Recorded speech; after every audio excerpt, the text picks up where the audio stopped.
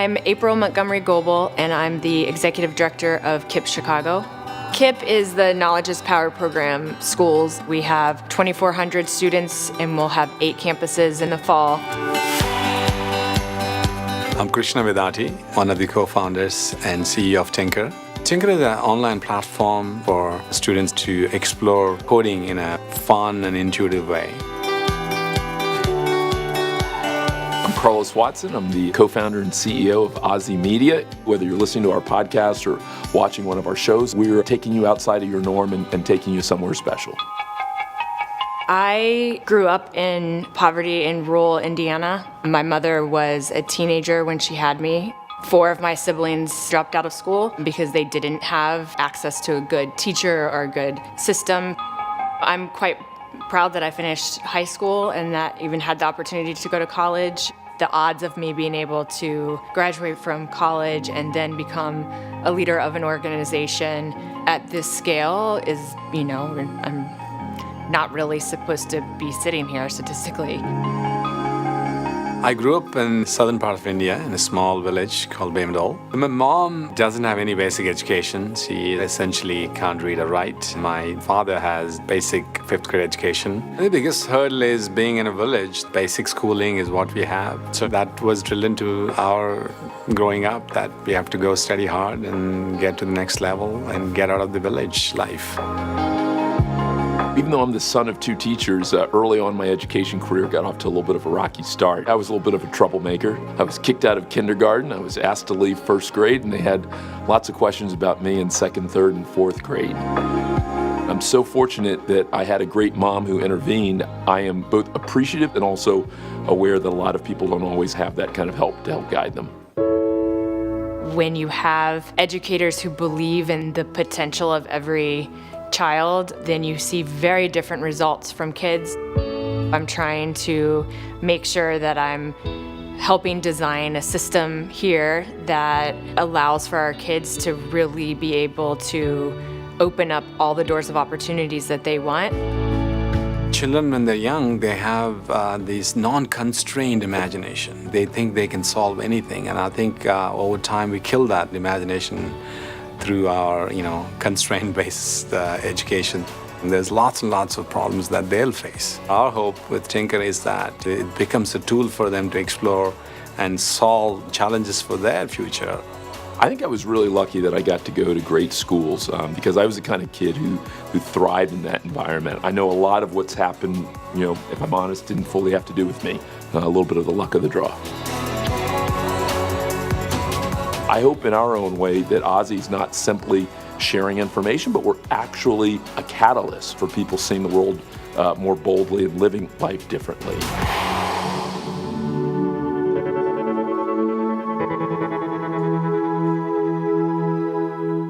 Ladies and gentlemen, please welcome world-renowned happiness expert, former Harvard lecturer, and the best-selling author of Joy of Leadership and Being Happy, Ben-Shahar.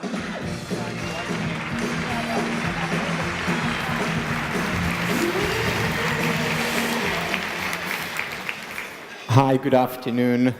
It's so wonderful to be here. What an honor to be in the same room with 1,000 people dedicated to making our present and our future better.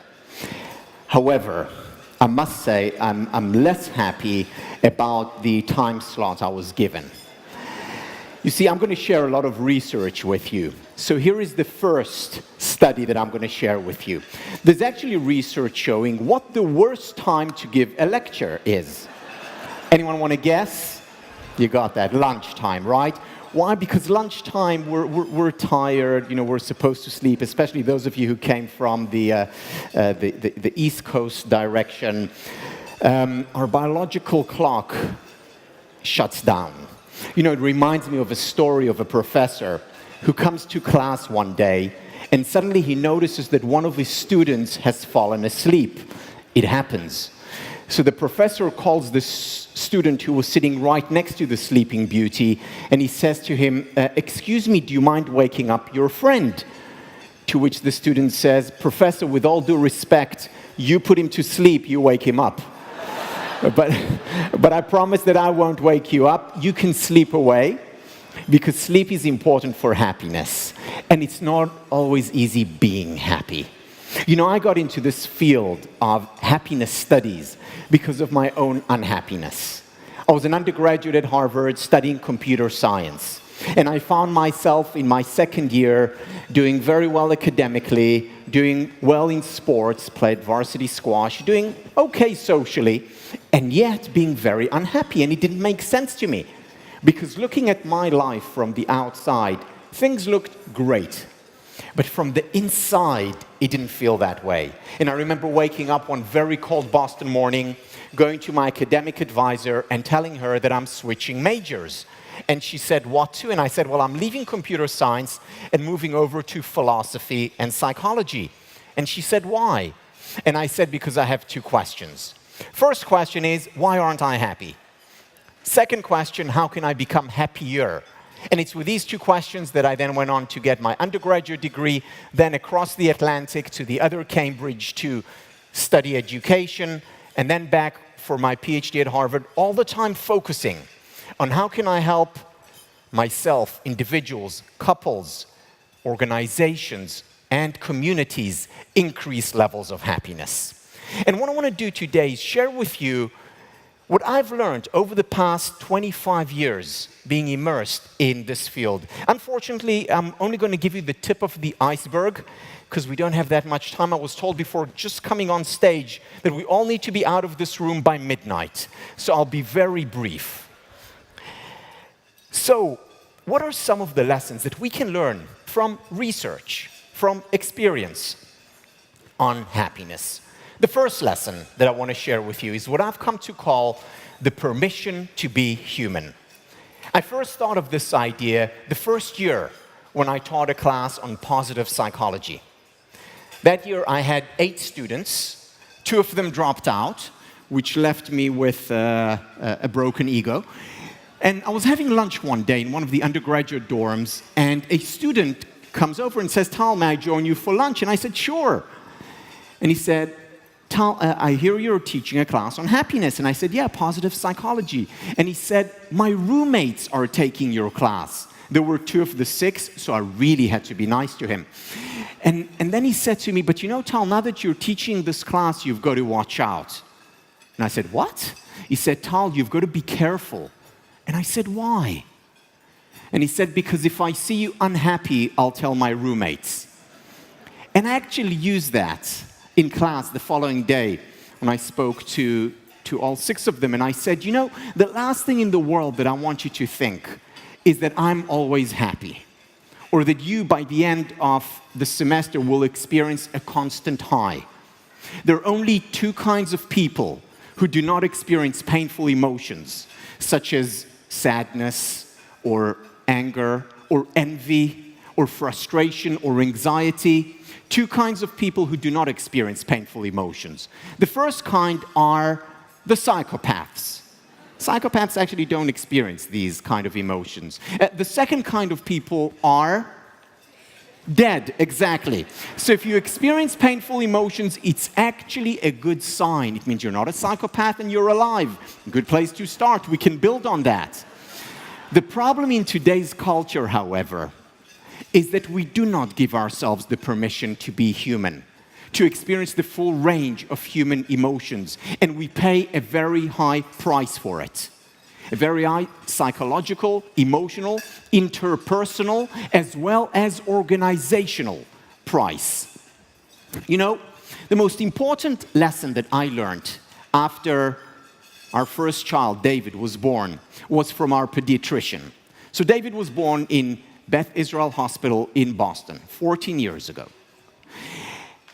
He was born at 1 a.m. At around 7 a.m., the doctor, the pediatrician, comes into our room. He checks up on David, checks up on Tommy, my wife. For some reason, he doesn't check up on me. They were doing great. And then as he's about to leave, he says one more thing. He says, over the next few months, you're going to be experiencing every single kind of emotion to the extreme. You're going to be experiencing extreme frustration and extreme joy. You're going to be anxious and you're going to be happy. Every single kind of emotion to the extreme. And then he said, it's fine, it's natural, we all go through it. And then he left. Best advice that I got for child rearing. Let me give you an example of why. So after about a month, I started to feel some envy towards David. Why? Because for the first time since my wife and I had been together, and we'd been together since the age of 14, for the first time, here was someone who was getting more attention than I was, no matter how much I cried. Now, normally, I would say to myself, wow, you're a terrible dad. How can you love your child? You're envious of him? But because I had the doctor's voice in my head telling me, it's fine, it's natural, we all go through it, essentially giving me the permission to be human, I could experience the envy, let it flow through me, and 5 minutes later experience the love that I felt and feel towards my child. The permission to be human. Now, how does it work? Research by Viktor Frankl, Man's Search for Meaning, research by Daniel Wagner, the late Harvard professor, talks about the existence of a paradox. What is the paradox? It has two sides to it. The first side, when we reject painful emotions, these emotions intensify. They get stronger. Why? Because we're rejecting a natural phenomenon. Let's do a quick experiment. I'm a psychologist, I like experiments. For the next 10 seconds, this is easy. For the next 10 seconds, do not think of a pink elephant. Do not think of a pink elephant. You know, like Dumbo, big ears? 5 seconds, no one think of a pink elephant. Now, what happened? Pink elephants all around. Why? Because when we try to suppress a natural phenomenon, that phenomenon intensifies. In contrast, when we allow painful emotions to just flow through us freely, to take their course, they go out just as they came in. They don't overstay their welcome. Rejection leads to intensification. That's one side of the paradox. The second side of the paradox is that when we reject painful emotions, we're also inadvertently also rejecting pleasurable ones. Why? Because we have one emotional system. All emotions, pleasurable and painful, flow through that same system. When we reject painful emotions, when we block them or attempt to block them, what we're also doing is hindering the natural flow of pleasurable emotions, like love or joy or happiness. In the words of Golda Meir, who was Israeli prime minister in the 1970s, those who cannot weep with their whole heart cannot laugh with their whole heart either. Same emotional system. Now, when I talk about the permission to be human, I don't mean resignation. Okay, this is just how I feel. There's nothing I can do about it. Let me sit in front of the TV for 3 weeks and mope. No, I'm not talking about resignation. Rather, I'm talking about active acceptance. Active acceptance is about allowing the emotion in and then choosing the most appropriate course of action. And the paradox works here. When I accept my emotion, doesn't mean act out on it, but accept. It could be through writing about it, by talking to my BFF about it, in therapy, just crying, shedding tears of joy or pain. Giving myself the permission to be human then allows me to choose the most appropriate course of action. It's actually, there's a lot of research on this, Wenzel, Wagner, and others. When I suppress, repress emotion like envy, I'm much more likely to behave malevolently rather than benevolently towards another. When I suppress, repress anger, I'm much more likely to be mean, harsh toward other people than when I simply give myself the permission to be human. I actively accept it and then choose the most appropriate course of action. Courage. Courage is not about not having fear. Courage is about having fear and going ahead anyway. We see this, the importance of permission to be human, in the moral domain, in management, in relationships, in child rearing, in education. It is in many ways the first pillar of a happy life, because to fulfill our potential for happiness, we must first embrace unhappiness. That's part of being human. Moving on to a second pillar of happiness, and that is relationships. Relationships are the number one predictor of happiness. The Harvard relationship study, where they followed Harvard graduates for 75 years, as well as members of their community around Cambridge. For 75 years, they collected quite literally millions of data points. And what did they find? The best predictor of both happiness and health: relationships. Now, interestingly, it didn't matter what relationships, meaning it could be relationships with a romantic partner that lasted for 50 years or longer. It could be family relationships. It could be professional relationships where we're very close with my colleagues, or friendships. It didn't matter. But for these people, relationships were key, were important, were central in their life. The happiest countries in the world, whether it's some of the Scandinavian countries, Latin America, the happiest region in the world. Why? Why these countries and not others, wealthier countries? One reason and one reason alone: focus on relationships. Here's the thing, though.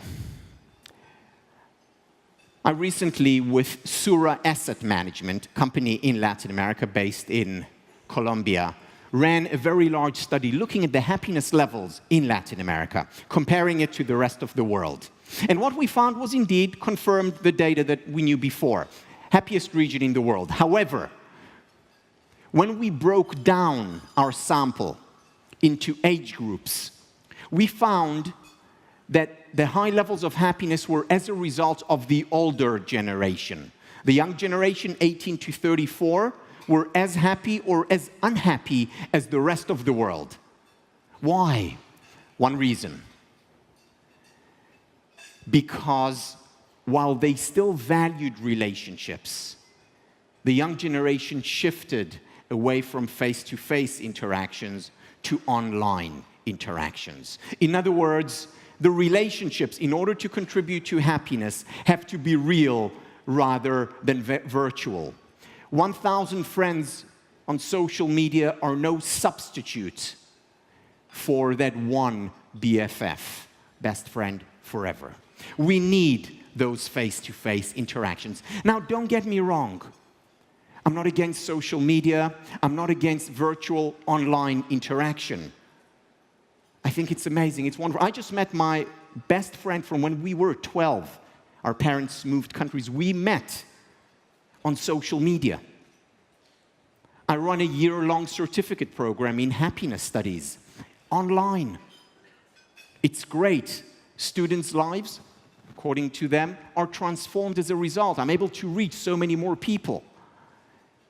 At the same time, it's no substitute, because when we met, we had a reunion, and have reunions on a yearly basis, there is no substitute for the joy, for the energy that comes out of these face-to-face meetings. So relationships, to have an impact, need to be real rather than virtual. One of the best ways of cultivating happiness is through giving. The Dalai Lama was asked, what is the one tip you have for people to increase their level of well-being, their levels of happiness? And he said, make other people happy. And there is research on that. So I want to share with you a study. This was conducted, joint study, by University of British Columbia and Harvard Business School. Here is what they did. So they brought people into the lab and they measured their levels of happiness. We know how to measure happiness today. We can do it through brain scans, we do it through valid questionnaires. So they measured their levels of happiness. And then they gave them a nice sum of money. And then they told them, take this money and go spend it on yourself. Go buy yourself something. And they did. And they went out and they bought themselves a gadget, or they bought themselves shoes, or whatever. And then, after the shopping spree, they went back and they measured their levels of happiness again. What do you think they found? Levels of happiness went up significantly. Now, this is important research. This is the first time in recorded history when we have scientific evidence for Carrie Bradshaw's claim from Sex and the City that buying shoes makes you happier. I hear some people are laughing, others are about to cry. Permission to be human. But there was another part to this study. They came back to the lab a day later, and they measured their levels of happiness again. What do you think they found after 24 hours? Right back to where they were before. In other words, there was the shopper's high, it didn't last. So what's the conclusion from this research? Exactly right, you need to buy shoes every day. Again, some people are laughing, others are sobbing by now. Permission to be human. Part 2 of the same study, they bring in a group of people. And once again, like the first group, they give them the exact same amount of money. And once again, they measure their levels of happiness. And once again, they tell them, go spend this money. Only this time they say to them, go spend it on someone else. And they did. And they went out. You know, this was Harvard Square, so they could give it to a homeless person. They could buy the meals, or they could buy their partner a gift, or donate it to their favorite charity. Whatever you want, but spend it on someone else. And then they go back to the lab, and they measure their levels of happiness again. And what do they find? Levels of happiness go up to the same degree as it went up for the shoppers, with one very big difference. The day after, when they come in, happiness levels did go down a little bit, but it was still significantly higher than the starting point. They could see the impact of giving a week after the intervention, after giving. To give is to receive. Research by UC Riverside psychologist Sonia Lubimirsky shows the power of giving. And giving doesn't have to be extreme, radical, small acts of kindness. Anne Frank once wrote in the 1940s, you can always, always give something, even if it is only kindness. You know, my mother tongue is not English. My mother tongue is Hebrew, the language of the Bible. My favorite word in Hebrew is the word to give. The word to give, a biblical word, comes from the root Natan. The name Nathan is actually in Hebrew, in the Bible, Natan. This is how it's spelled both in Hebrew and in English. Do you see anything peculiar about this word, Natan, to give? Exactly. It's a palindrome, symmetrical. It reads right to left and left to right. This is no coincidence. There's a great deal of wisdom in language. And this ancient wisdom that when you give, you receive. Today we have the data to show just how true that is. Now, it doesn't have to be radical giving, small acts of kindness. Imagine if each one decides to be extra kind for 10 minutes a day. What a difference that would make in their lives as well as in our world. So relationships, cultivating relationships, #1 predictor of happiness. And I will end with one final pillar of happiness, and that is gratitude. Probably what is most talked about in my field of happiness studies. In 1999, I started keeping a gratitude journal. Why? Not because I read the research. There was no research at the time. But because Oprah told me to do so. So I did. 3 years later, research came out by Robert Emmons and Mike McCullough and others, showing the impact of a daily or weekly journaling. People who keep a gratitude journal every night before going to bed, writing down 3, 4, 5 things for which they're grateful, big things or little things. Family, God, a nice meal that I had, a flower, whatever it is. These people are happier as a result, more optimistic, more likely to achieve their goals, more successful, in other words, more generous, actually kinder towards others, and physically healthier. It actually strengthens our immune system when we express gratitude on a regular basis. How long does it take? 2 minutes? 3 minutes?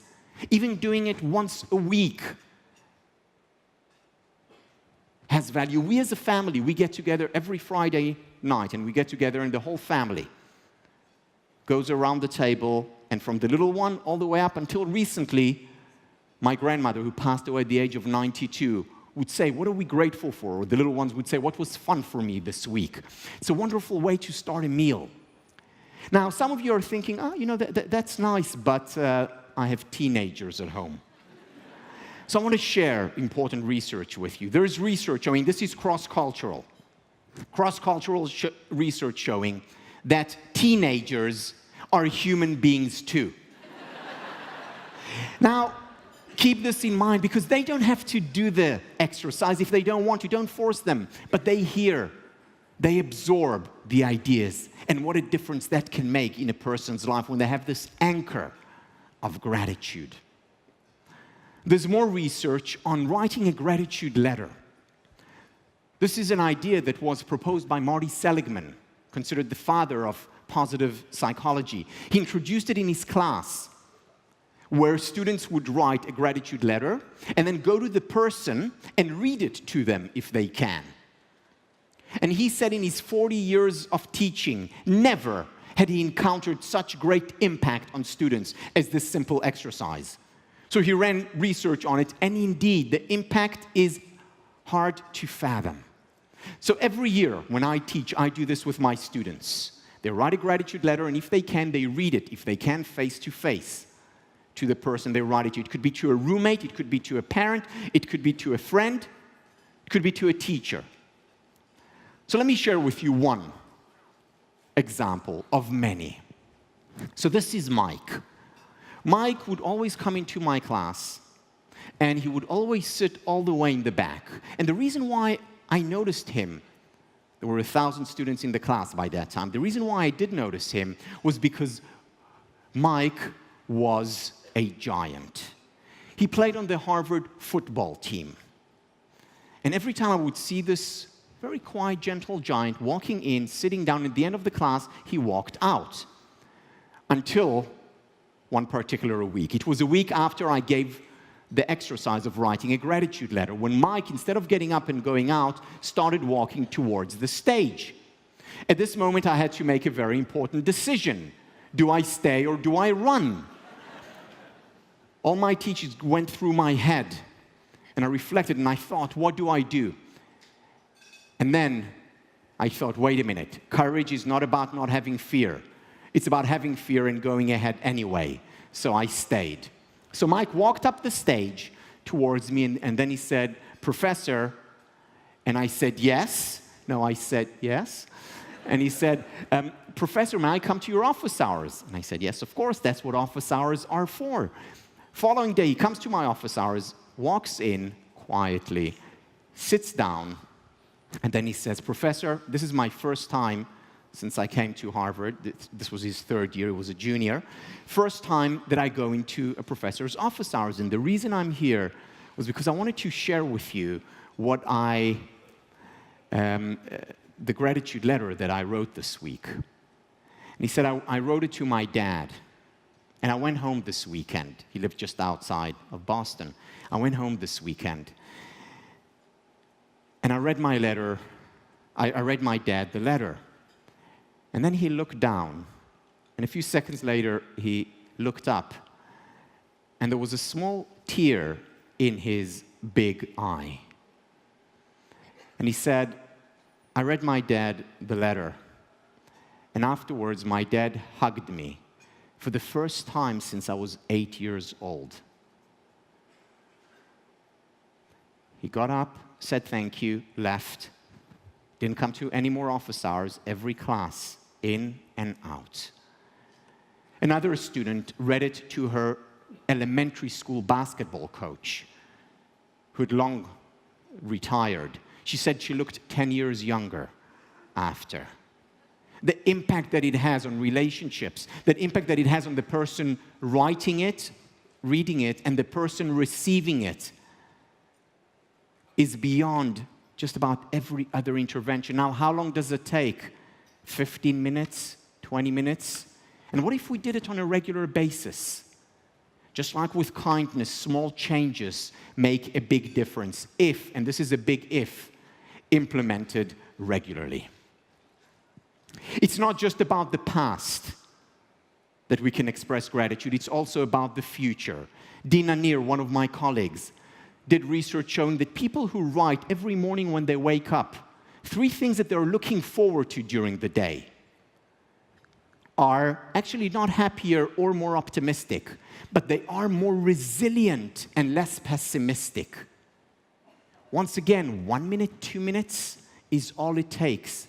These are great habits to introduce. These are also habits that we can introduce and promote online.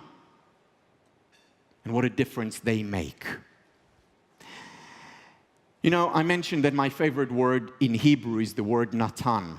Well, I also have a favorite word in English. My favorite word in English is the word appreciate. I love that word. The word appreciate has 2 meanings. The first meaning of the word appreciate is to say thank you for something, and that's a nice thing to do. Cicero called gratitude the mother of all virtues. Every religion has gratitude as a central precept. But there's a second meaning to the word appreciate, and that is to grow in value. And the 2 meanings of the word appreciate, to say thank you and to grow in value, are related. How? Because when you appreciate the good appreciates. When you appreciate the good in your life, you have more of it, whether it's in your relationships, whether it's at work, whether it's in the world. Unfortunately, the opposite is also the case. When you do not appreciate the good, when you take the good for granted, the good depreciates. Irvin Yalom, Stanford professor, did research on terminally ill patients. These are people who are about to die. And one of the things that he said that he heard most often from these individuals, terminally ill patients, was the following: for the first time in my life, or for the first time in a very long time, I truly appreciate my wonderful family, friends, or this world, or a good meal. And the question is, do we need to wait? Do we need to wait for something external, extraordinary, very often tragic to happen, for us to appreciate what's inside us and all around us?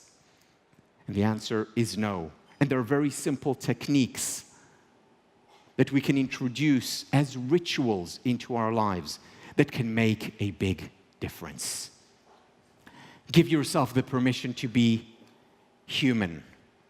Give to others, cultivate relationships, face-to-face relationships, and give thanks. Tonight, as every night, I'm going to be writing down the things for which I'm grateful. And one of the things that I'm most certainly going to write down is the privilege and the honor of spending lunch with you. Thank you very much. Thank you. Thank you. Thank you.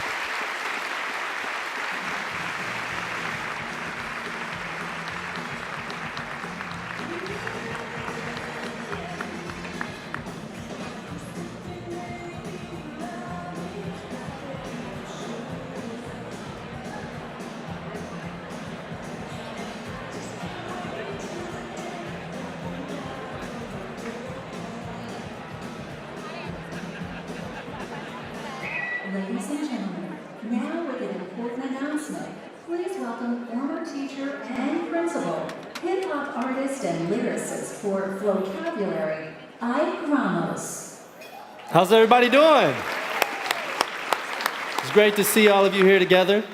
Now, before I get started, because I have a very short amount of time, I need to make sure that you guys are fully engaged and rocking with me. So we're gonna have a little competition. So this side, when I say hip, you say hop. Hip, hop. Hip. Hop. When I say hip, you say hop. Hip, hop. Hip. Hop. Awesome. Give yourselves a round of applause for participating. It works every time, whether you like it or not. You are engaged, your neurons are firing, and you're more primed to hear the great information that I'm about to share with you this afternoon. So again, my name is Ike Ramos. I'm a hip-hop artist turned teacher, turned principal. Now I'm at Vocabulary, where we specialize in using hip-hop to bring the core curriculum to life for grades K through 12. Really exciting work. As a principal, I vividly remember the challenges of my teachers to engage their students around the curriculum and really make those lessons come to life and be engaging and full of joy and relevance. So today I have some exciting news to share with you, and I'm going to share it in the way I know best and in the way that I think will stick with you guys. You with me? Yes.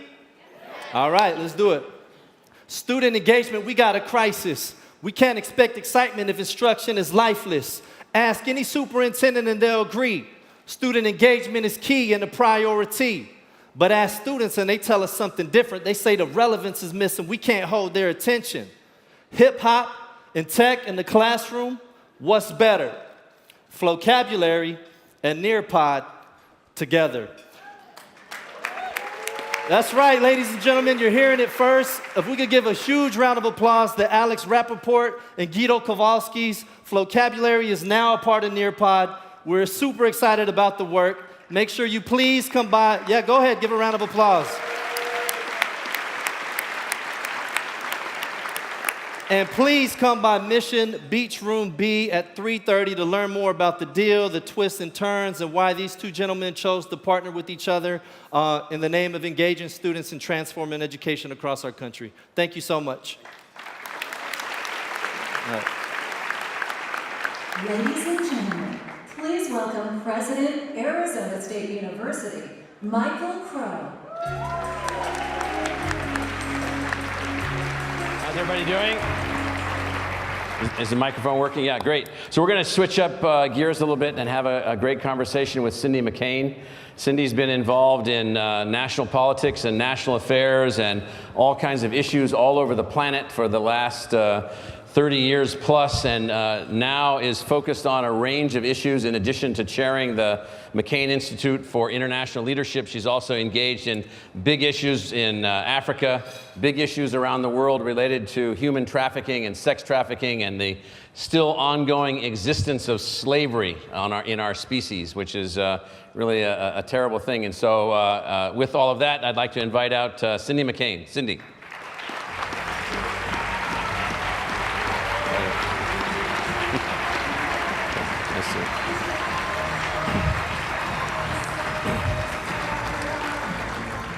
So I was saying to Cindy what this group was, and she's like, there's people that do that? So let's talk a little bit about your view of where we're going just overall, just in general, what's your sense, not of the country so much, of just, what do we need to be thinking about, the kinds of things we need to be worrying about, as you travel around the world, you've been everywhere, you've worked with global leaders, you've been down on the ground in the Congo, you've been all over Africa, you've been working on all kinds of things. What's your sense of things? Well, my sense is, quite frankly, that we're not going down the right road. I think we've got troubles with civility, not just here in the United States, but around the world. We have empowered thugs like Putin and Erdogan and others. We're empowering them and rewarding them for bad behavior. So in my opinion, we have to as a nation, as what I believe the greatest nation on earth, we need to change our tune on this. We have got to be able to, we're the beacon of hope. We're the beacon around the world that people look to for freedom and democracy and human rights. So we as a nation, I think, need to lead on this issue, not appoint those who seem to be not going down the right road.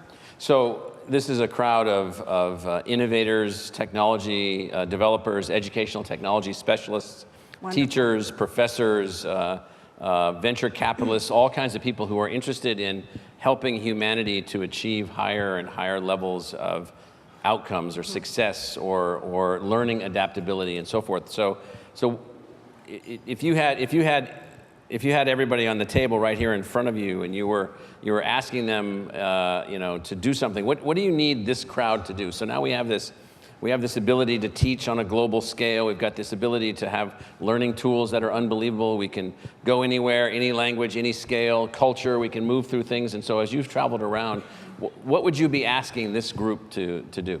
Do more. I need, in a perfect world, if I had everything I wanted, I would have people just like you in this room on the ground, seeing the things that I see, because I think more innovation comes from that. Technology and education is life-changing, as you know, around the world. You take a country like, say, Congo or Nigeria or some of the other places that we've worked.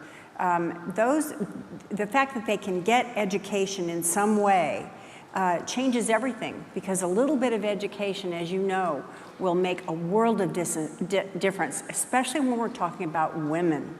Women's empowerment. Education is a large part of that. Think about Afghanistan for a minute. We've been able to, as you know, not only offer the opportunities for education, but then expand on it. And educating one woman educates, at the risk of using a term already used, educating one woman educates a village. It changes lives. And so I think technology should be at the forefront of that completely. So in places like Afghanistan and Congo and so forth, I mean, I think that we've all, there's tremendous talent in our species, tremendous talent, potential in every person. We've got unbelievable ways to move things forward, and what we have to do is find ways to empower and enable. So what's the best way that American and European technology companies that are involved in educational activities or universities, what's the best way to engage? Who are the best people to link up with? Well, I think working together, both the U.S., as you say, and Europe on these issues is most important. Having not only a dialogue, but a working dialogue, working together, collaborating. Collaborations change the world also, I believe. So I think offering up everything that we have, being open sourced about it, and being free about it, and taking it to other European countries, other developed countries, and working together. I see a lot of times in the arena that I'm in. Well, just describe for everybody what you're spending most of your time on these days. So primarily human trafficking, global human trafficking now. And what that means, it's slavery. It's hard to imagine that slavery still exists today. And it exists right here in San Diego, it exists in Phoenix, Arizona, and every other city across our nation. I do believe, to get off the subject a little bit, it's most important that we clean up our own house first with regards to trafficking. And there's a number of ways we can do that. But I need all of you to work on this. So, in thinking about let's say trafficking, human trafficking, why do you think it's so hard for people to understand this, that this is still going on, that there are girls and women and boys and men that are being used and traded on open markets, and most people are like, what are these people talking about? What is it? What is this about? And why is it that we can't see it? And why is it that we haven't done away with this? Well, believe it or not, there are many millions of people out there, as you know, that simply don't believe it happens here. To them, it only happens in, say, Vietnam, Cambodia, Africa in some place. It doesn't happen here.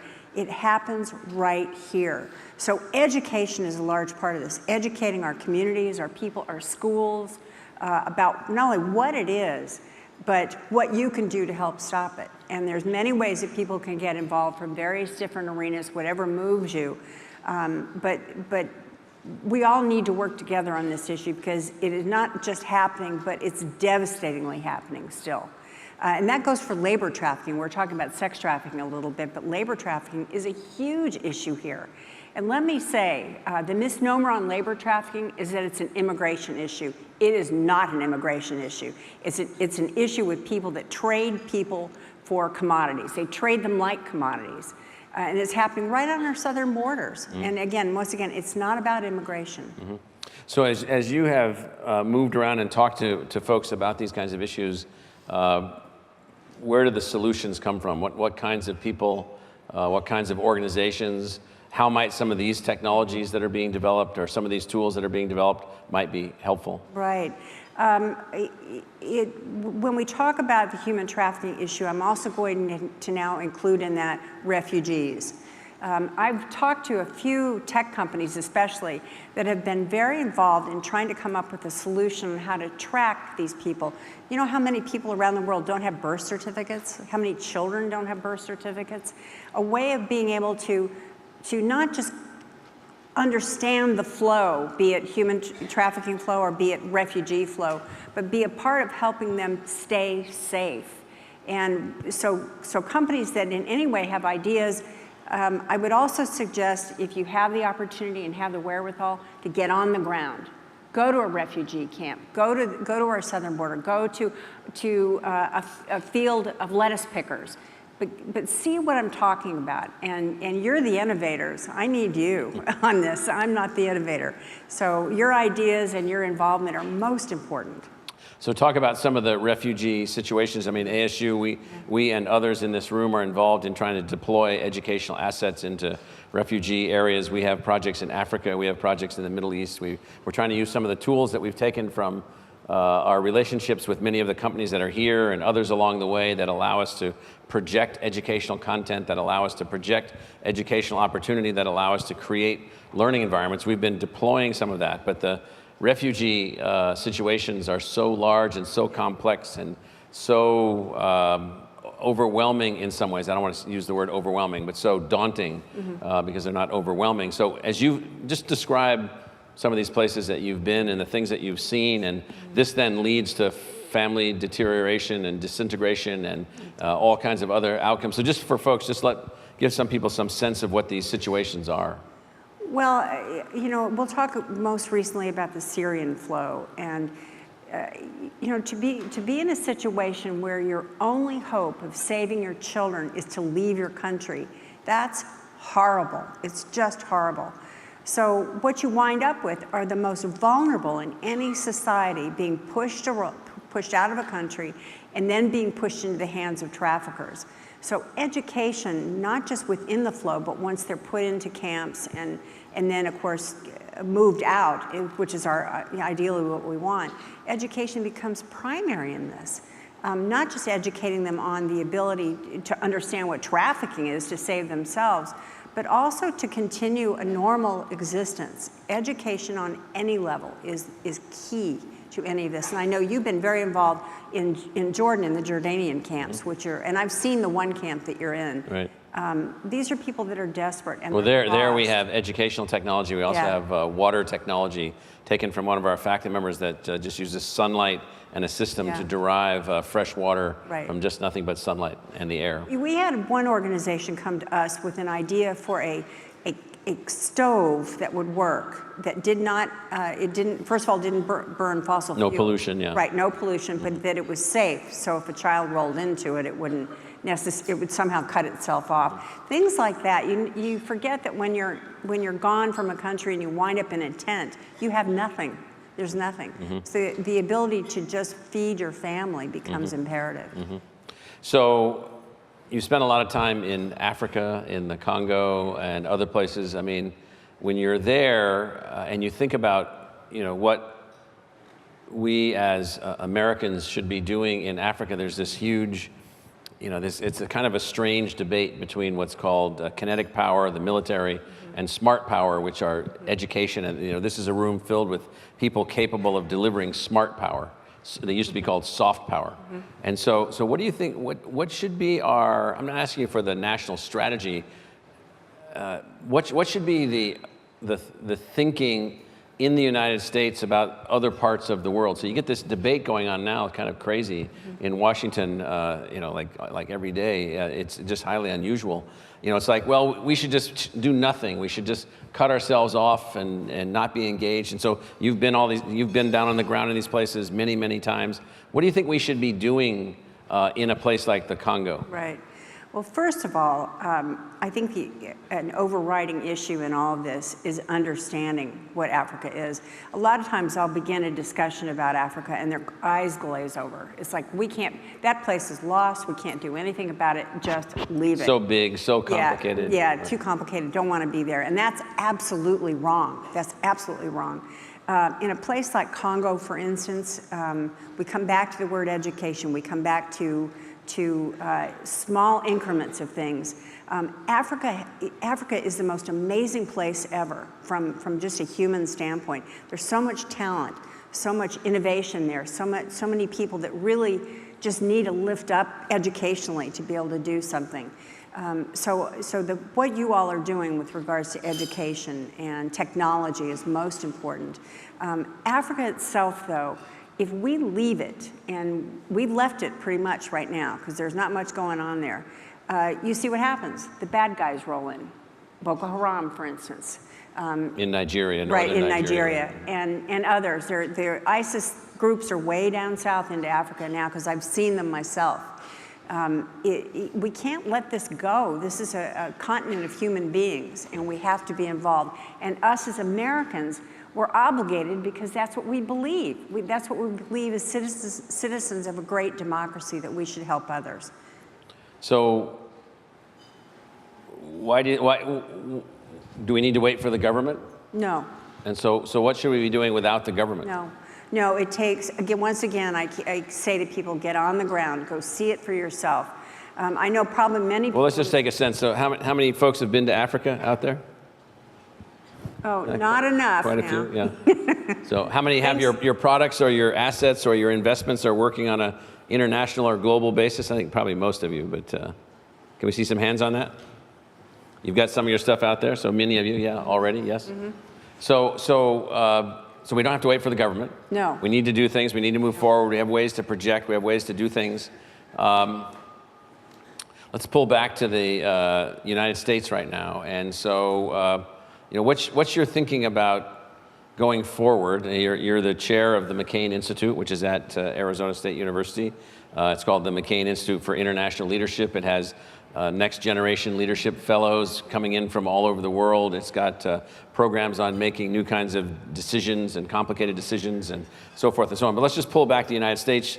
You and your husband were involved in a pretty significant campaign a few years ago. So you were in every state. You were in every big city, many towns, all over the entire country. So you've been out there. You've seen everything. You know how all of that goes. So what's your sense of the American spirit? Where we're going, where we're headed. I happen to be an optimist. I know you're an optimist also. But what's your sense of us? Well, not just from 2008, but since then, both my husband and I believed in my case, the goodness of our people. We're in a time right now where we're kind of rewarding bad behavior. So mistreatment of people online, for instance, mistreatment of people in general, words matter. And empowering people from a standpoint where they are anonymous and have the ability to just say anything they want, no matter what it means or no matter how hurtful it is, I think we need to take a step back. Civility has been lost a great deal. So one, you don't act in an uncivil way, not you, but so one of the mantras is just don't do it. Yeah. But why do we allow it to occur? Why do we talk to people that talk that way? Why don't we just say, well, you're going to act that way, I'm not going to talk to you anymore? Well, it takes those of us that are in a position to do that to do just that. It's hard sometimes to buck the system, but yes. You have, at least in my opinion, we have to. I mean, so Vicki Kennedy and I worked together on civility issues.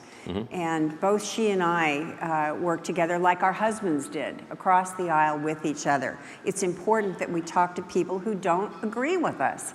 It's okay to disagree. It's not okay to hate that person for disagreeing with you, in my opinion.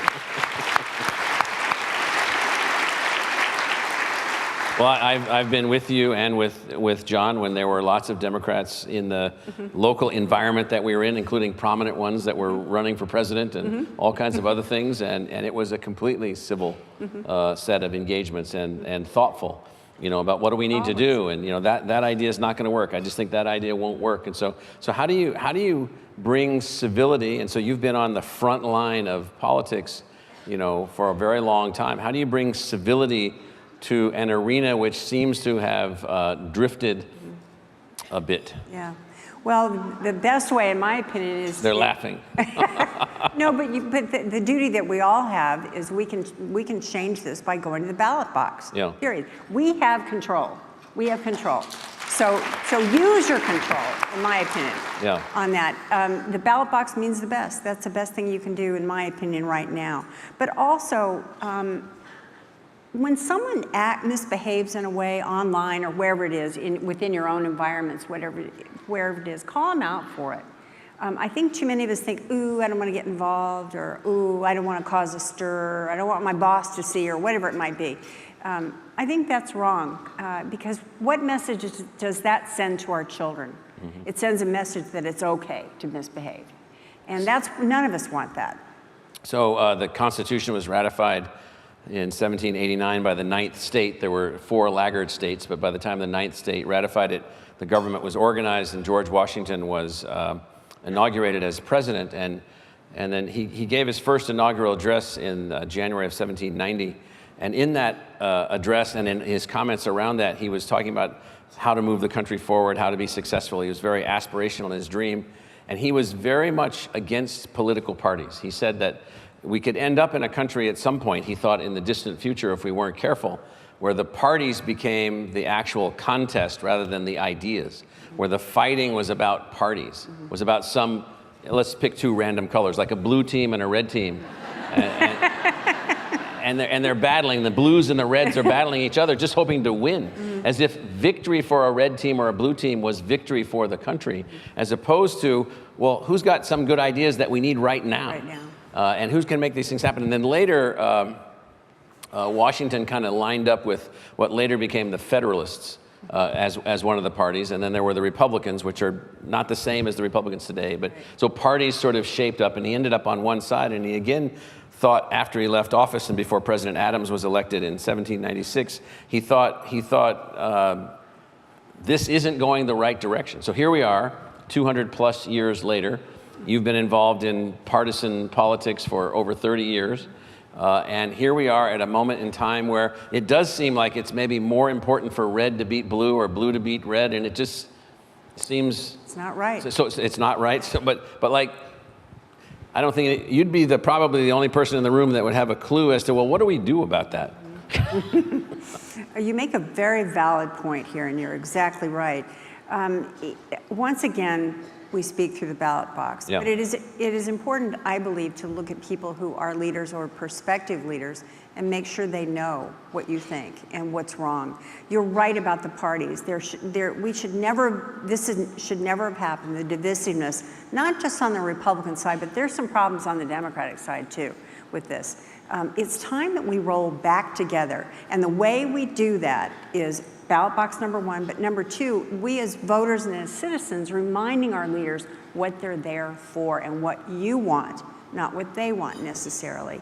It's also, I also believe in the goodness of America, and this is like a pendulum. I have lived long enough now to have seen this pendulum swing from side to side to side. We were referring to each other as geezers. Geezers. We're probably twice of age of anybody in this room. Anyway, I believe the pendulum will swing back. I believe we will see this country change again, and for the right reasons. We're being tested right now, though. We're being tested by, it's the kind of thing, if you don't get involved, then you shouldn't complain. And right now we're looking at those who are involved, and those of us who are perhaps not involved, those guys are winning. And it's not about winning or losing, but it's about what's doing the right thing. Mm-hmm. And so I encourage people to stay involved and get involved. Politics, whatever, politics, human trafficking, whatever it is, because we need everybody in this.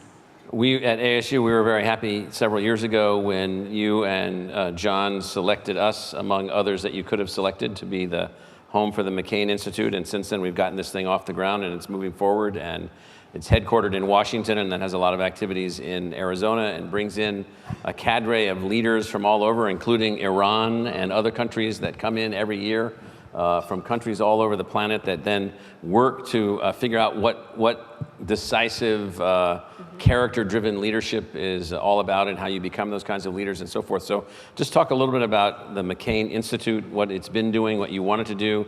And you know, we've obviously said, well, you know, we're going to keep this thing going for, you know, many generations into the future. So just talk a little bit about the McCain Institute. Well, my husband and I started it for the very reasons you just mentioned. Character-driven leadership, not just within the United States, but around the world, encouraging young leaders to join us for a year and not just work in their own environment, but also get together and see what's good about democracy and freedom. It's not about party politics at all. So we've had young leaders from Russia, from Africa, from Iran, everywhere. Yeah, from all over the world. Yes. But more than that, it's about what my husband stood for and what he believed in, and also believing that it is okay to disagree, as I mentioned. It's obviously about his legacy, which I've been tasked with now. I had a long time while he was still ill to talk to him about this. And so it's about continuing the efforts that he did for human rights, for freedom of the press, for cybersecurity, all the things that meant a great deal to him. And there's way more than what I just mentioned. But making sure that we continue this, we continue the discussion, we continue the disagreements, but we then begin to understand what's not only what's important, but how we can actually be a part of making it better.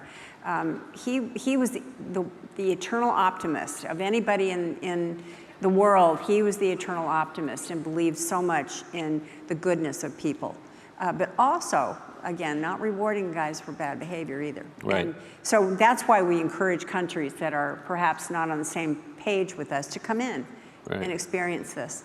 So talk about why an American institution, the McCain Institute, should be bringing in young leaders or young journalists from Russia or Iran or Venezuela or Palestine or wherever they happen to come from, which is where all these young people come from. They come and then they work in, they spend some time at ASU, they spend time in Washington, and they work like in the City Hall of Kansas City, or they work in a corporation in Saginaw, Michigan, and then they move around and they get some sense of the entire country and how it works. And so why is that fundamentally important? Well, it's important to expose, especially people that are like from Russia, or you said Venezuela, or Afghanistan, or wherever it is else, to expose them to our values and our belief system. We're not always right, but to be a good leader, you have to understand all sides. And so that's why John wanted to do this so specifically, was to be able to make sure that we could expose people, talk to them, agree or disagree with them, but perhaps give them a different perspective on the world. And that then engages good leaders along the way. We have so many of our people have been elected to elective office around the world now. The people that have come in as as next generation leaders. Next generation leaders. It's very exciting to see people involved like this, young people especially. As well as there's been a number of hard-charging, reform-oriented journalists who take great risk in the things that they write and work towards, and so they've been brought in. These are all folks on full scholarship and fully supported as a part of the overall activity. And then as well as in the McCain Institute, the the building of these decision scenarios that people go through in complex subjects like Right. what do you do in Syria, what do you do here, what do you do there, and so forth. So let's turn to in the couple of minutes that we have left, to your passions going forward. Like, what do you want to make sure that you can get done going ahead? Well, number one, as I said, John's legacy is very important to not just me, but to my family as well. And making sure that the Institute is strong and thriving and vibrant and vigilant on issues that are really important.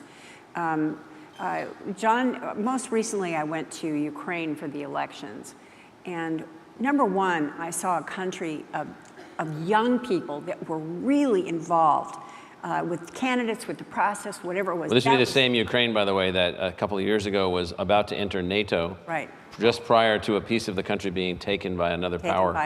Taken by the Russians, exactly. So for me to experience that side of this, I was an election observer. And to watch the young people involved and watch a process that nobody knew the outcome was going to be, what the outcome was going to be. 5 years ago, that would not have been the case.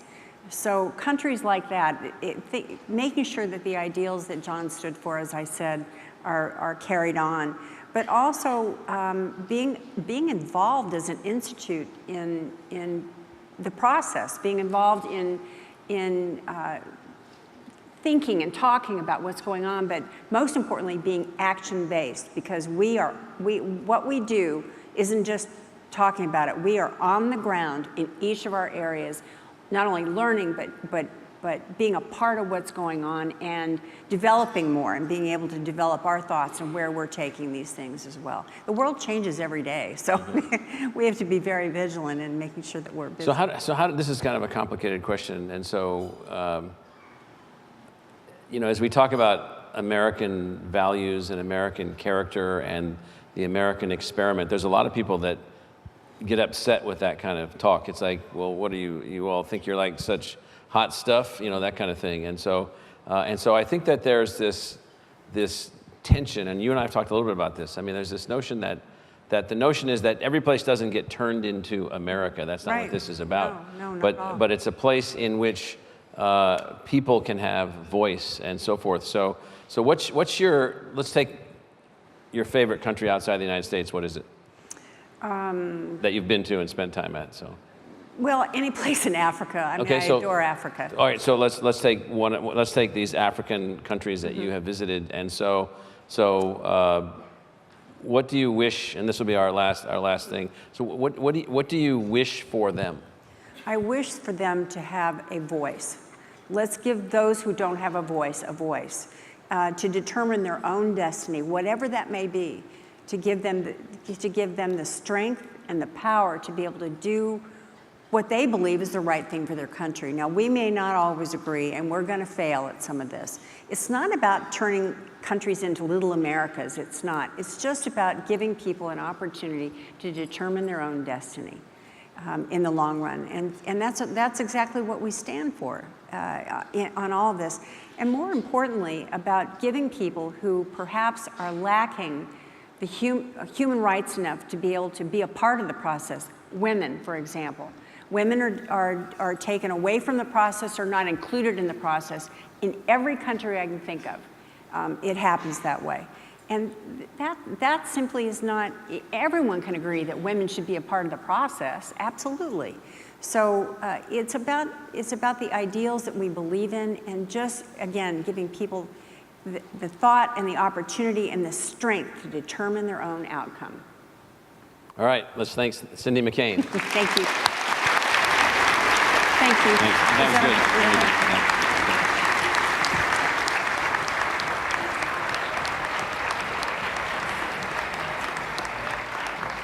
So as we switch to the next panel, I am introducing a video by a very famous person.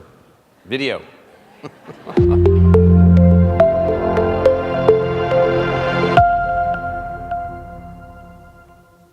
I'm Paulo Blanc. I'm the president at Southern New Hampshire University. I've attended the summit a couple of times. It's sort of one of those circle the calendar, must-attend events. The GSV team puts together a pretty amazing array of speakers. I think one of the most moving and touching moments for me was a couple of years back when Arne Duncan did a fireside chat during one of the evening dinners. And he had left the administration at that point, and he was talking about the work he's now doing on the south side of Chicago with young men who, as he put it in that interview, are mostly spending a lot of time killing each other. And his goal was really basic, he said, which was to give them an alternative. And he really spoke in very emotional and moving terms about being inspired by his mother's work in those very same neighborhoods. And, going over to his mother's sort of education center and, seeing those guys. And some of those guys are buried now. I think I sort of that night kind of really came to love Arne Duncan as a human being. It was so genuine and so heartfelt and so grounded in a sense of place and responsibility and in his own family story. It was a very, very powerful evening.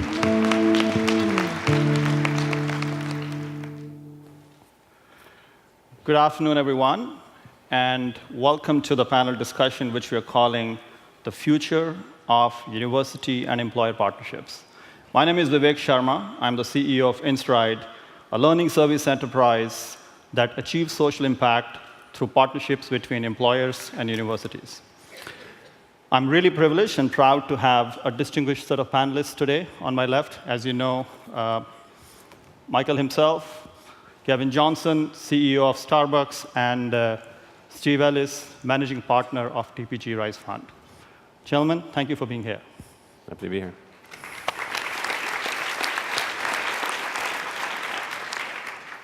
I want to start this conversation by a common question to each of you, which is, why is workforce education one of the most important topics for our society today?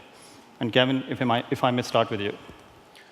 Well, I think if we recognize that over the last 2 decades, the future of work has changed dramatically along with the digital revolution, and many of the jobs that lead to economic prosperity are grounded in intellectual property. They're different kinds of jobs, and I think clearly the educational systems have not adapted quickly enough, at least in this country. And so it becomes one of economic prosperity. It also becomes one of global competitiveness.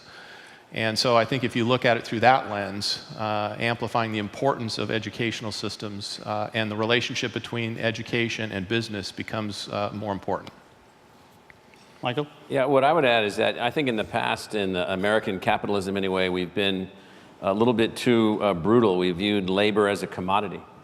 We viewed land and factories and places that they build things as commodities. It's just places, So when we're done with the labor, we're done with the labor.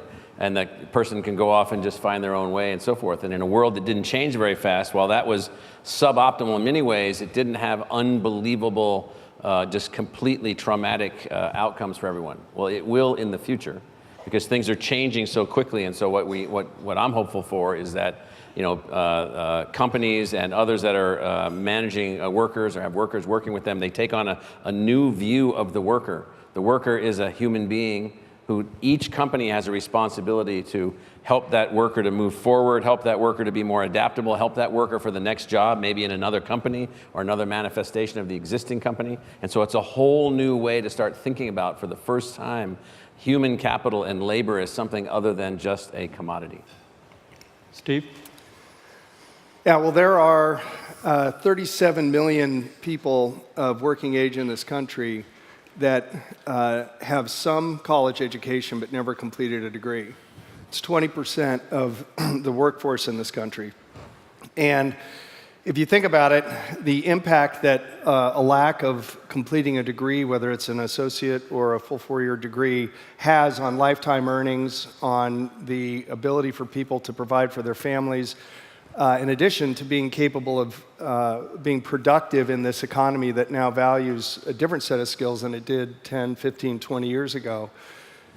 Somebody has to take responsibility for bridging those tens of millions of people into the new economy. And the government's not going to do it. And I think it's the kind of partnerships that you'll hear a little bit more about, I'm sure, from both Kevin and Michael, that hold, I think, the real promise for making a difference, for making a real dent in what today is one of the primary sources of income inequality in this country. Thank you all. Kevin, I want to talk a little bit about the Starbucks College Achievement Plan, which we also call as SCAP. And for those in the audience who haven't heard of the program, this was started by Starbucks about 5 years back. This is providing Starbucks partners college-level degrees, online programs through Arizona State University. And to this date, about 12,000 learners are active and 3,000 graduates. And the best part of that is most of that comes with pretty much no out-of-pocket cost to the learners. So it's a truly, truly remarkable program. So first of all, Kevin, congratulations. Phenomenal impact. What was the thinking, what was the thought process 5 years back as Starbucks, frankly, took this decision which was a little bit ahead of the time? Well, let me put some context around this. Starbucks was founded in 1971 with a single store in Seattle, at Pike Place Market. Today, we have over 30,000 stores in 78 markets around the world and over 380,000 Starbucks partners. We call everyone who works for Starbucks a partner. 380,000 Starbucks partners who proudly wear the green apron. Much of what we focused on is creating opportunities for Starbucks partners. Opportunities for a job at Starbucks, to create lifelong learning skills. And it was about 5 years ago, we observed the fact that we had many Starbucks partners who were struggling under loads of student debt to finish their education. Now, we as a company, we've always focused on taking care of our partners, starting with healthcare benefits at 20 hours or more a week. We call them partners because we give them equity in the company. We call it Beanstalk. And as we looked at things that we could do to further help our partners, we saw an opportunity to partner with ASU and put together this Starbucks College Achievement Plan. And the intent behind it was core to sort of the purpose of Starbucks, which is a purpose that goes beyond the pursuit of profit. And in this particular case, it was taking care of our partners, helping them get that education that maybe was out of reach for them. And if that led them to bigger jobs at Starbucks, great. If that led them to another opportunity outside of Starbucks, that's great too. Because at the end of the day, if we take care of our Starbucks partners, we know they will take care of our customers. And so that was sort of the context and what drove us to put this program together. And you've been on this for about 5 years now, so any big learnings that you would share on the way? Well, as you pointed out, we currently have 12,000 Starbucks partners who are enrolled in the program and taking courses at ASU. The early learnings, when we first launched the program, we made it for the last 2 years of the undergraduate program, where we would help fund the junior and senior year, and we made it too complicated. So we quickly adapted the program, and now we pay for, in partnership with ASU and grants and other things, Starbucks will then fund the balance to get a student all the way through their undergraduate degree. So by simplifying the program, we got enrollment up dramatically. We also found that there was a need, in some cases, to create a pathways to admission where a Starbucks partner could earn the right to be then admitted into ASU. And so part of this was not only an on-ramp to admission, but then once they were admitted to ASU, then helping facilitate and provide that education. We find now that 50% of the graduates stay at Starbucks and they get promoted faster and move through the ranks, and so we get great talent. 50% move on to pursue other opportunities outside of Starbucks. And so, the program is coming together. We aspire to do more. One of the interesting things we've learned as well is that new applicants for a job at Starbucks, nearly 20% of them indicate that their primary reason for applying for that opportunity is the opportunity to not only work for Starbucks, but to get an education. 20%. 20% in partnership with ASU. So beyond just, these are incredible numbers, but how have you seen this program impact the partner community and Starbucks in general? Like, what's been the impact on the organization? Well, because I think in roughly 2/3 of our stores here in the United States, we have at least one partner who is studying through ASU. So it's become a very kind of a grassroots organic thing. And a lot of times these are young people who, maybe took 1 year of school, or oftentimes it's the first member of a family who has gotten their undergraduate degree.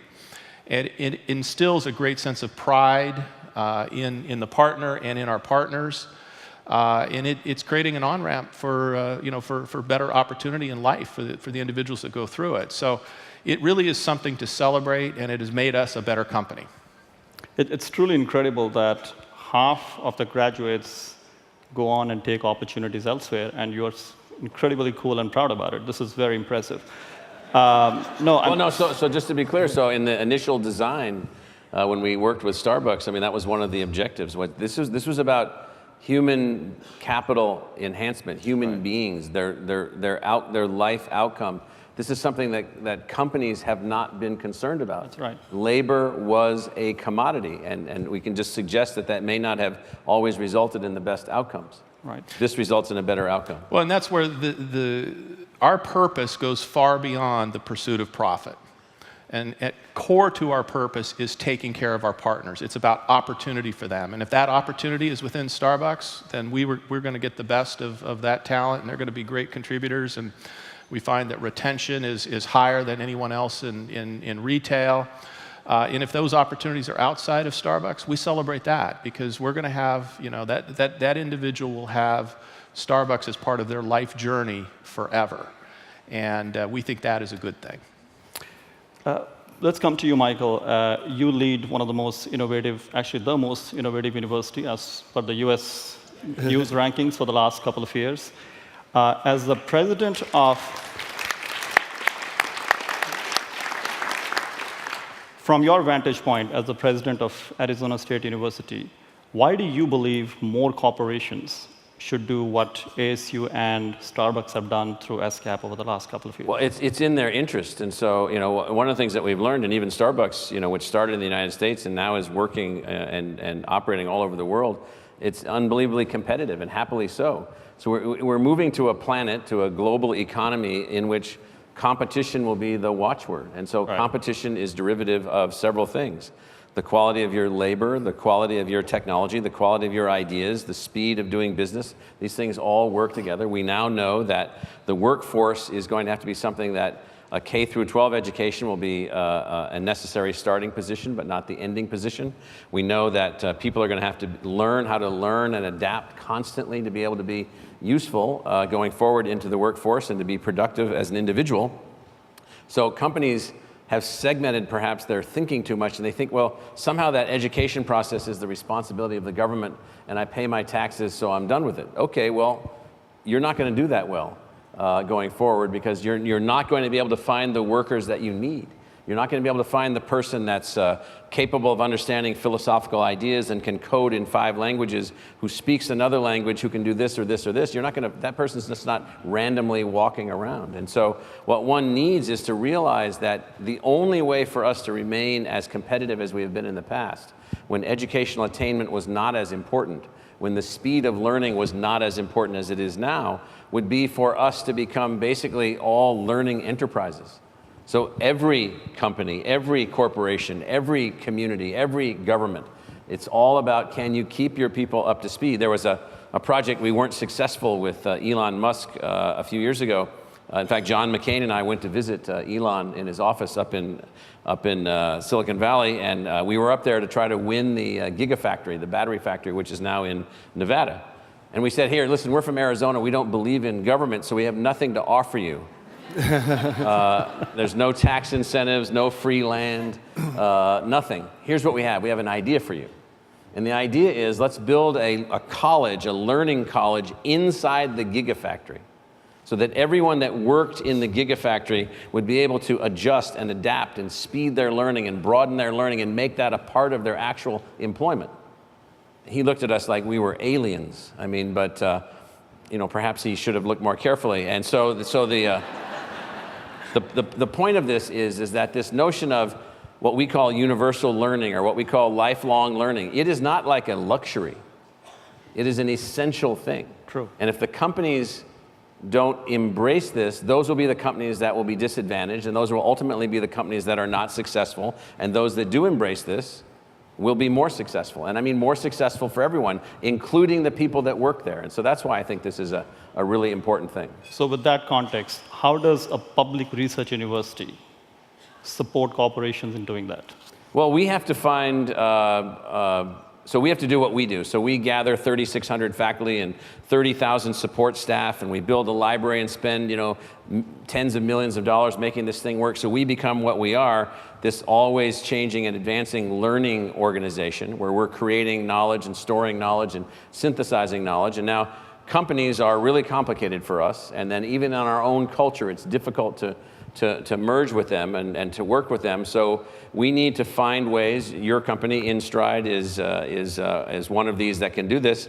And so the notion is that we have to find ways to figure out how to work with companies in real time, connecting to real universities that are working in real time through intermediary or what we call boundary spanning organizations like InStride. And we have to find a way to make that work. And so we've learned how to do that with Starbucks in a very significant way, and then looking out, what we can see is how complicated that process is. And so it's a whole new way of thinking. Imagine we have to, if we're going to try to create learning organizations, and some people have tried this, they've tried to build learning organizations and they pretend that the universities don't exist. Fatal error. How do you find a way to assume the universities do exist? And I'm trying to build a learning enterprise, and now I want to have them work together in some way where they can be compatible. Well, you need a transmission in there, and the transmission is this notion of building these mechanisms that allow these two kinds of organizations to work together. And as you do that, Michael, the common perception, right or wrong, is that universities are not as nimble as fast-moving corporations. What advice would you have for other universities and your peers? Yeah, I mean, that's true for some universities. Some universities are nimble, some want to be nimble, some are nimble. The market speeds that we operate under are slower than the market speeds that companies operate under. So what we need are these intermediaries. What we need are mechanisms wherein we can interact with a company in real time without disrupting the university and what we do. Now that requires then these intermediary functions. We have to store some knowledge and synthesize some knowledge and prepare learning activities and so forth in ways in which the company can have everything they need when they need it. We have learned to work with Starbucks in real time at scale, and so we've figured out how to do that. And so it just requires us to figure out new things. The first thing we have to do is we have to realize that the country won't be as successful as it might be, and the economy won't be as successful as it might be if we just continue to operate in these separate little siloed communities and we don't build these connections and these linkages. And so I think that's what's needed. And that takes a special skill set. So the people that are facilitating this, well, that's a skill set in and of itself. Thank you. Steve, as managing partner of the TPG Rise Fund, you oversee investments into many social impact ventures like EverFi and Dreambox and InStride. Thank you for that. What do you see the role for the Rise Fund in bringing together universities and employers? Yeah, well, it's probably safe to say that this venture and what InStride is trying to do was really what the Rise Fund was created to do. And that is to take an idea that is embedded in the power of highly innovative public university and find a way to bring the benefits of everything that university has invested in and other universities around the country, around the world have invested in, to bring learning into the workplace, and to do it in a blended way that's highly effective, that's very low cost in its delivery, and can really manage this interface that Michael speaks to in terms of how universities work, how they develop their content, and what corporations need in order to create the kind of learning enterprise that is going to achieve the educational outcomes that Starbucks has shown are actually possible. So that means we've got to find a way to build a fit-for-purpose organization, a fit-for-purpose business. And that's really what TPG and the Rise Fund have spent the last 25 years doing. And so this was an opportunity in our eyes to pull together a world-class team being led by Vivek, supporting that team with all of the experience and the capabilities that we bring to bear for our companies to help them scale, accelerate growth, and deliver at a very high level. This endeavor in particular is going to test all of us because we have to deliver at the kinds of standards that a company like Starbucks expects. And we know what that threshold is, and we're bringing all the resources we can to bear under Vivek's leadership to make that a reality. The great news is we have two founding partners in what both Starbucks and ASU have shown is possible. And frankly, without that example, I think this would have been a much more difficult enterprise. But we're excited to be out there working to demonstrate to others that what Starbucks did, while it is unique and special and extraordinary, it's something that other CEOs and other companies should aspire to do for all the reasons that Michael highlighted. And as we talk about social impact investments, how does the Rise Fund go about measuring and quantifying that? I think that's one topic that everybody wants to understand better. Because everybody's skeptical, and they want to know what it means. That's right. Yeah, so when we sort of incubated the idea of the Rise Fund, really doing social impact at institutional scale globally, one of the things that we ran into right out of the chutes was the question of measurement. And so we spent the better part of 2 years, several $1 million and thousands of man and woman hours to develop a methodology in collaboration with a lot of the people in the impact investing world that allowed us to use hard evidence, hard third-party evidence that exists out there that proves the linkage between business outputs, social outcomes, and ultimately social outcomes and a dollar value of impact to the world, so that we could go in and ex ante due diligence on a business, understand its inherent impact potential, then build KPIs, operating metrics that we actually integrate into how we run the businesses under our ownership, and then ultimately do an attestation, which is being done and audited by KPMG, that impact actually comes to fruition. And we held ourselves to what we felt was going to be an institutional standard, one that would stand the test of both academia and large institutional investors who are our limited partners, and expect us to have the same rigor around impact metrics that we have around financial metrics.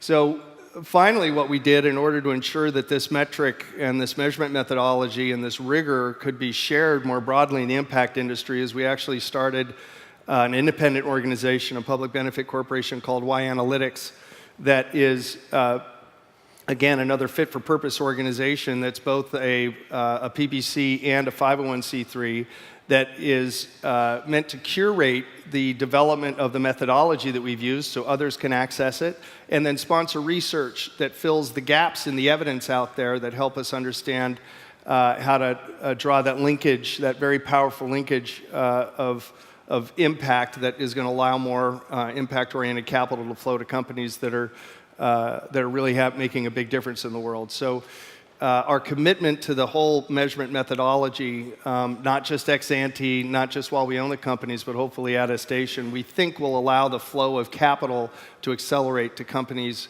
who are inherently impactful in what they do. And many of those companies, in fact, what we've learned in our 3 years doing this is that education is one of the most productive ways to deploy impact capital in the world. Well, Steve, I'll sort of build on that and make it real at Starbucks. You know, as part of our purpose, we focus on creating opportunity for our partners, which is why we've hired over 22,000 veterans and military spouses, over 75,000 opportunity youth over the last 3 years, young people between the ages of 18 and 24 who are not in school, not at work. It's why we give health care. It's why we give Beanstalk, and with the College Achievement Plan, we have a complete program. And you look at that and say, well, what's the return on that? Well, the answer is clearly we'll look at our retention. Our retention is higher than most everyone else in retail. And because of that, our Starbucks partners are able to better connect with customers. Our customer connection scores are at an all-time high, and that is driving the growth that you're seeing in the business. So there are ways to look at how your purpose links back to your core of your business. But at the end of the day, my view is, every company in the world has to be thoughtful about their purpose. And if that purpose is only for the pursuit of profit, then that will not be an enduring company that lasts, centuries. And so what we aspire for at Starbucks is to build an enduring company, a company that has a purpose that goes far beyond the pursuit of profit. And the work that we've been doing in this area around education and providing those opportunities for our partners is one example of that. And Kevin, I mean, the metrics and impact you've shared is just truly, truly impressive. I know there are other organizations who want to do something similar, and there are other CEOs who are planning to take a leap of faith. What would be your advice to them to get started? What does it take? Well, you know, in some ways, you know, build on what Michael was talking about, sort of agility of education. You know, I think about the agility of innovation at Starbucks. You know, we came into Starbucks and we had these long cycle innovation projects. Everything would take 18 to 24 months to happen. Well, we've embraced a new model, and the new model is we go from idea to action within 100 days, and then we learn and adapt. So that kind of agility, you can apply it in this case as well. Pick something that you can go do that's meaningful, get involved, you know, in partnership with ASU has been a fantastic partnership for us, and we're still learning and adapting. We're identifying new ways that we can better signal to our partners what jobs are available and what skills they need for those jobs, and better ways for the people recruiting for those jobs can have visibility to our partners who have those skills. And you mean recruiters not at Starbucks? And recruiters not at Starbucks, you know. So the answer is you have to get involved and take some kind of an action, and then just be willing to learn and adapt. If you try and architect something for perfection, you know, you'll sit on the sidelines forever. Thank you. I know we only have a few minutes left, so just like the beginning, I'll offer a question to each one of the panelists, maybe starting with you, Steve. What's the one big takeaway you would ask all of our audience to take from this conversation? The one big takeaway for me is that if you look at where we are today, perhaps the most vexing problem we face as a society is income inequality. We know, depending on what research you look at, that somewhere between 1/3 and 1/2 of the income equality that has expanded dramatically over these last 2 or 3 decades can be attributed to the lack of high-quality continuing education.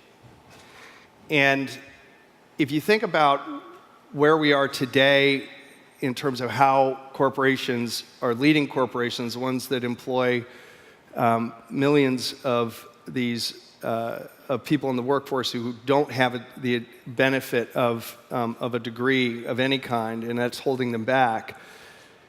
What would it take for us to create a movement that would make this a responsibility of all corporations and organizations?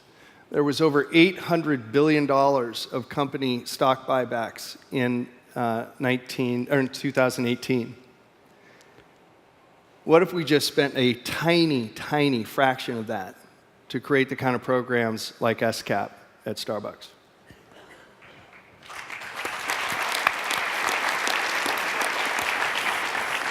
Michael? You know, it's kind of funny. You know, I think we all know, if not intimately know, that at the end of the day, it's all about whether or not we can help people to fulfill the totality of their potential. And we've decided somehow to use a 19th century model of thinking about the government setting up schools and sending children to schools, and then they leave the school, and then they might go to a government university, or if they have more money, they might go to a private university, and then when they're done with that, then they'll somehow go into the workforce, and after that, you know, it's all over.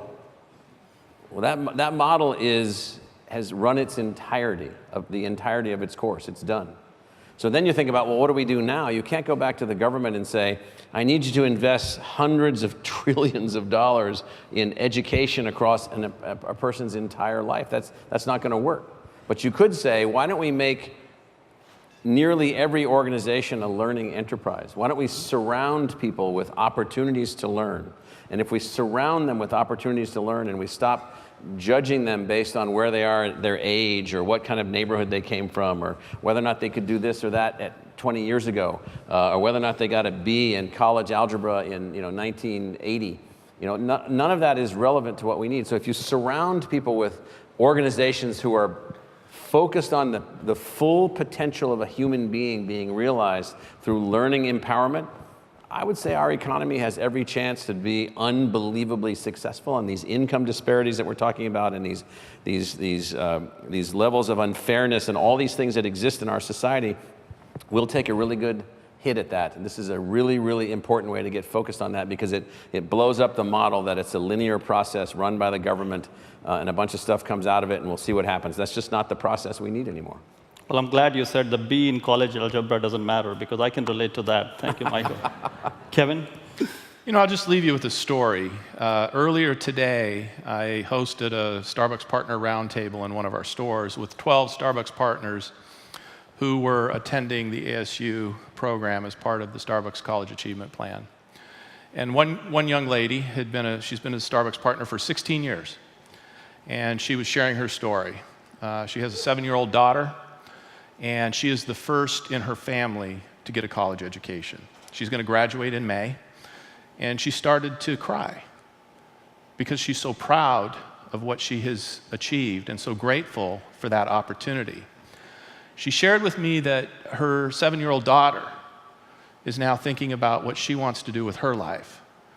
And her husband is enrolled, he too is a Starbucks partner, and enrolled in the College Achievement Plan. And so to sit across the table from her and hear firsthand how this has changed her life, changed her family's life, and given her daughter inspiration perhaps beyond what she would have imagined she'd be capable of doing. It has an impact on the individual, it has an impact on the communities that we all live in, it has an impact on our companies, our businesses, and it has an impact on society. And so I'm a believer in embracing new ways of learning, creating opportunities for people, and I believe that great things happen when you do that. Thank you.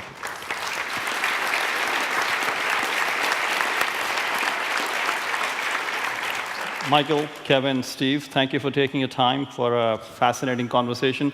Please join me in giving a final round of applause to our panelists. Thank you.